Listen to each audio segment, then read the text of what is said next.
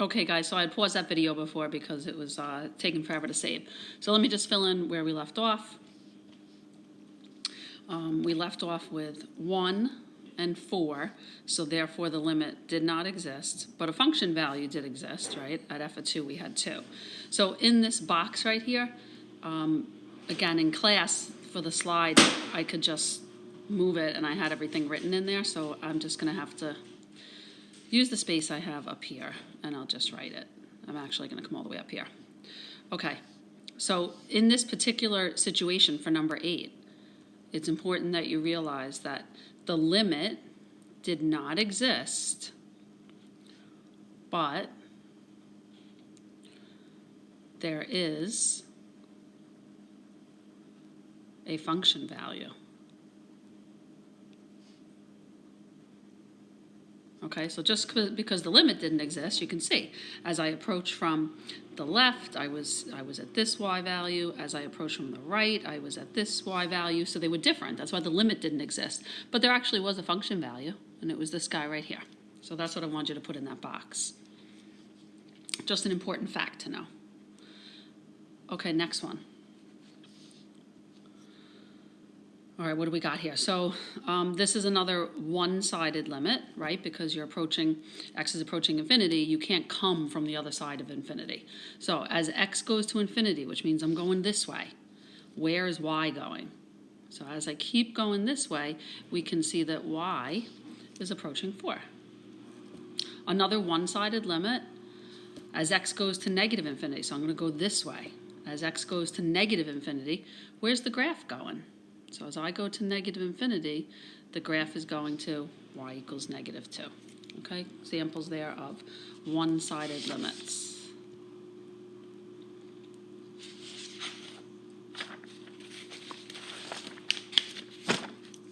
All right, moving on, 10.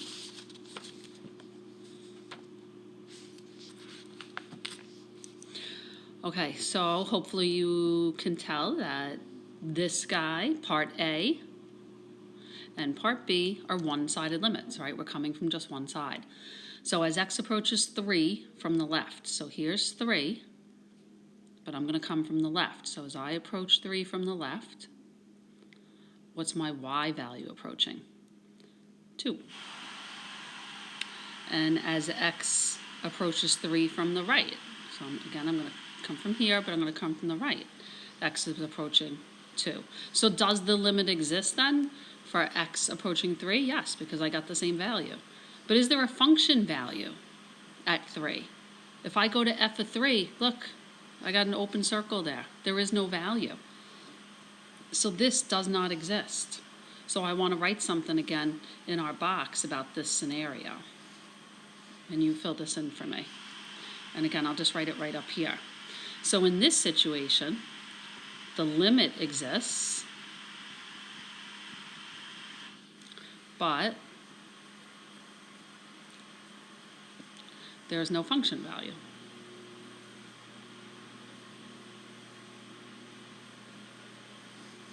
Remember, you can pause the video, rewind, and the reason I gave no homework on this is because I'm hoping that you do watch the video twice, because you really, truly do need to understand this stuff. And it might take watching the video twice to understand it. Okay, next. So this is going to be a two-sided limit. You have to set it up. So the limit as x approaches 2 from the left, and the limit as x approaches 2 from the right. So let's approach 2. Remember, this is what I want to get to, but I'm coming from the left. If I come from the left, my y value is 3. And what if I come from the right? My y value is the same, 3. So therefore, these guys are the same, so the limit is 3. All right, how about f of 2? Is there a function value for f of 2? Well, if I go to 2 and I look up, here it is right here. That's my function value, which is 4. So we can make another, I don't have a little box here, but maybe you guys make one for me. And let's fill in something about this scenario as well. Okay, so in this case, the limit and function value are different. So they both exist, but they're different. Really important facts, okay, these three things that we wrote down. You really should go back through and watch this video again. Okay, and here's just an interesting case.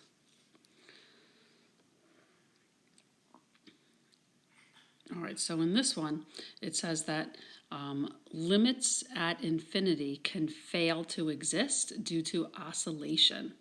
So what does that mean? So let's think of the sine wave. The sine wave goes like this and like this and like this and like this. It oscillates, it keeps going up and down, and the same thing the other direction. So if I want to know what the limit of the sine of x is as I go to infinity, there is no limit because it keeps changing. The y value is not going to approach something, so it doesn't exist. And same thing happens if I go to negative infinity. There is not going to be some y value that it's going to approach. It's going to keep on going. And then the same thing happens with cosine, right? Cosine, really cos and sine are each other, so it's just going to keep on going. It's going to keep oscillating. So as I get closer and closer to infinity, there is no limit. It's going to keep changing. So some functions oscillate indefinitely, such that the value of the function does not approach a fixed number and does not increase or decrease without bound. Okay, it keeps changing. So interesting facts. All right, let's see. We are almost done. I'm sure that you love limits by now.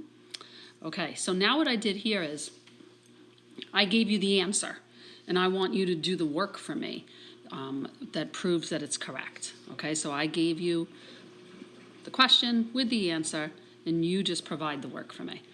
Okay, so it's two-sided limit here for the first one, so you're going to set it up. The limit as x approaches 0 from the left. I'm going to skip writing f of x because I'm running out of room. The limit as x approaches 0 from the right. Okay, so first find 0. Let's get a different color. So here's 0, right? So if I come from the left of 0, my y value is going to be 2. If I come from the right of 0, my y value is going to be 2. Okay, so there's your work that proves it. All right, they're the same, so the answer is 2. Okay, let's do the same thing for the limit of f of x as x approaches 5. So the limit as x approaches 5 from the left. Remember, you're just providing the work for me. The limit as x approaches 5 from the right. Okay, so I'm just going to erase this so we can start again here. Okay, so first find 5. 1, 2, 3, 4. So here's 5. This is x is 5. So as we come from the left, right, to get to 5, my y value is this guy right here, which is, looks like 4. And the limit as x approaches 5 from the right, looks like I'm going to hit that vertical asymptote, so negative infinity. So therefore, these two answers are different, so we know that it does not exist. 2 more. The limit as x approaches negative 3 from the left. The limit as x approaches negative 3 from the right. Let me get this stuff off the graph so we can start again. Okay, so I want to go to x is negative 3. So here's x is negative 3.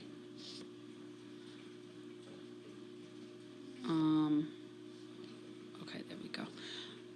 Here's x is negative 3.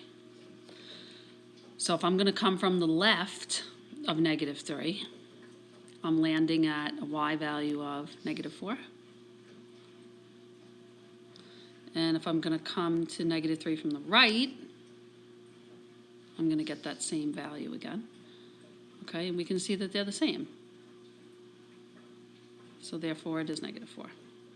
You're just proving it for me here, that's all. Okay, the limit as x approaches negative 7 from the left. The limit as x approaches negative 7 from the right. You're just finding the y value. That's all we're doing here. And you already know what the y value is, so I just want you to prove it to me with your work.